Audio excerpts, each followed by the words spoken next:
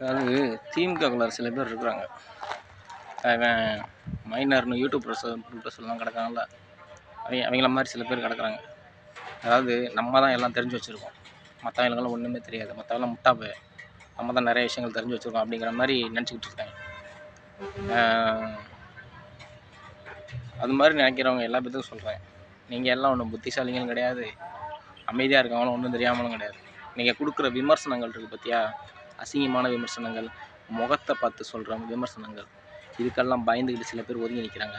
ஏதாச்சும் ஒன்றுனா கோத்தா அவங்க அம்மான்னு சொல்லி குடும்பத்தாரை அசிங்கப்படுத்துறீங்க, குடும்பத்தாரை இழுக்கிறீங்கன்னு சொல்லிட்டு, எதுக்கு நம்ம வீட்டாளங்களை அசிங்கப்படுத்துறாங்கன்னு சொல்லிட்டு அந்த இதுக்கு பயந்துக்கிட்டு சில பேர் ஒதுங்கியிருக்காங்க. இப்படியான விஷயங்கள்னால ஒதுங்கியிருக்காங்க தவிர, நீங்கள்லாம் ஒன்றும் புத்திசாலிங்களும் ஒன்றும் கிடையாது, மற்றவங்களும் ஒன்றும் முட்டாளும் கிடையாது. ஒரு விஷயத்த நல்லா தெரிஞ்சு வச்சு அரசியல் பண்ணுங்கள்.